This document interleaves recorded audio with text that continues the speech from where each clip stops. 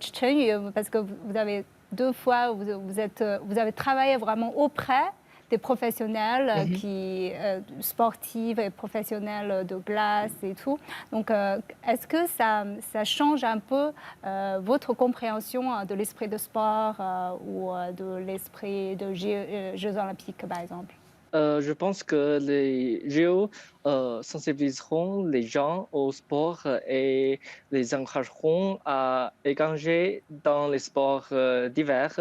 Et comme un volontaire, j'ai vécu cet événement sportif de première main. Et comme Rémi Boller a dit, une seule idée dans notre équipe, quelle que soit notre nationalité, c'est le sport. Et les athlètes et les personnels du monde entier organisent un très grand événement sportif pour tout le monde. Et je pense que c'est l'esprit de dépassement des frontières et c'est la meilleure expression de l'esprit du sport. C'est ça.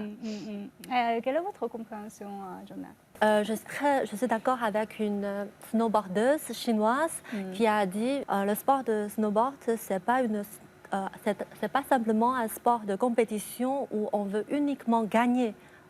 Mais là, on cherche la grande réalisation, c'est qu'on peut trouver soi, le soi.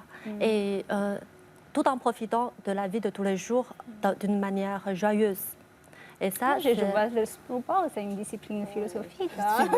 On en apprend beaucoup. C'est vrai parce que le snowboard a sa propre culture, des ADN rebelles et libres dans le sport. Et puis, pour ce sport-là, on a intégré les cultures urbaines.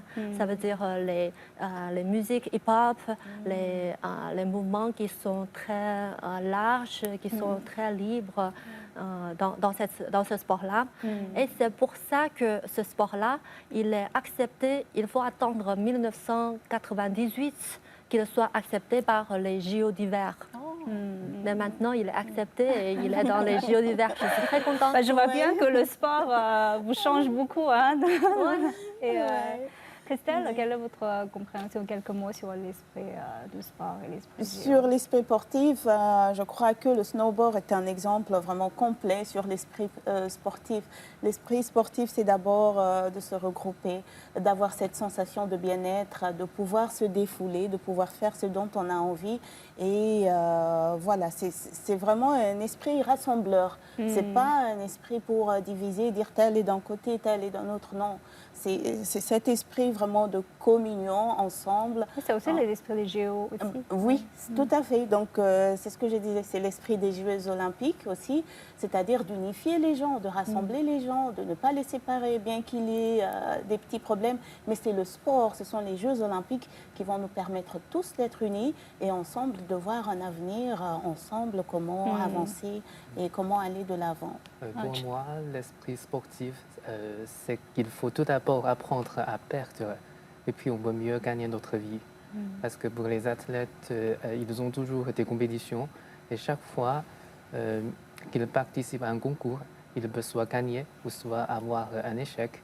Et dans ce cas-là, je pense qu'il faut ajuster leur état d'esprit et il faut encore travailler plus dur et il faut persister. Alors pour nous, c'est la même chose. On peut rencontrer des difficultés lorsqu'on travaille et on peut même commettre des erreurs.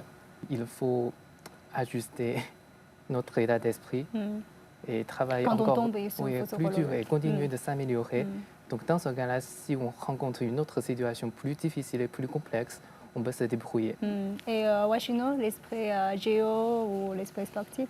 L'esprit JO, je vais beaucoup plus brosser le côté culturel parce que nous allons tous nous unir ici à Pékin ou n'importe où dans le monde autour d'un sport, autour d'un même objectif. Et nous avons tous des cultures différentes. Et donc, l'esprit olympique nous permet de mieux nous comprendre. Le début des Jeux olympiques de 2022, c'est la date du Li Chuan en chinois. La date du Li Chuan, c'est le début du printemps. C'est le commencement, c'est-à-dire la renaissance. Et donc, selon moi, c'est comme un signal très fort qui est lancé dans le monde entier. C'est le commencement d'une nouvelle histoire, le commencement d'une nouvelle vie, le commencement d'une nouvelle page dans laquelle nous allons tous écrire, nous allons tous nous mettre ensemble pour écrire une nouvelle page de l'histoire. Une page où tout le monde se sent à l'aise sur cette terre, où on se sent vraiment comme dans un village planétaire. Je suis vraiment très intéressé par une internaute qui parlait de laisser la politique en dehors du sport. Vous savez, le sport, j'ai l'impression que le sport nous a tous réunis. Le sport et les Jeux olympiques nous a permis de nous rassembler, quelles qu'en soient les périodes de crise, de pandémie. Tout ça n'a pas été un frein pour nous réunir autour du sport. Vraiment, actuellement, il y a trop de divergences dans le monde. Et donc, la politique, nous, en tant que jeunes, nous allons surtout dire non à la politique qui nous divise et beaucoup plus aller vers le sport qui nous unit. Cela me rappelle, lorsque nous étions encore au secondaire, au primaire, lorsque nous jouons aux jeux, malgré nos différences, malgré nos problèmes entre camarades, lorsque nous avons le ballon de football devant nous, nous oublions complètement nos problèmes et nous jouons correctement. Et après, nous pouvons en parler par la suite. Donc, le sport nous a beaucoup plus réunis. Et ça, je pense que nous allons plutôt développer beaucoup plus l'esprit du sport, l'esprit des Jeux olympiques, qui nous permet d'avoir un monde beaucoup plus meilleur, beaucoup plus pacifique. Comment le savez-vous? Vraiment très intéressant. Vous le pensez vraiment?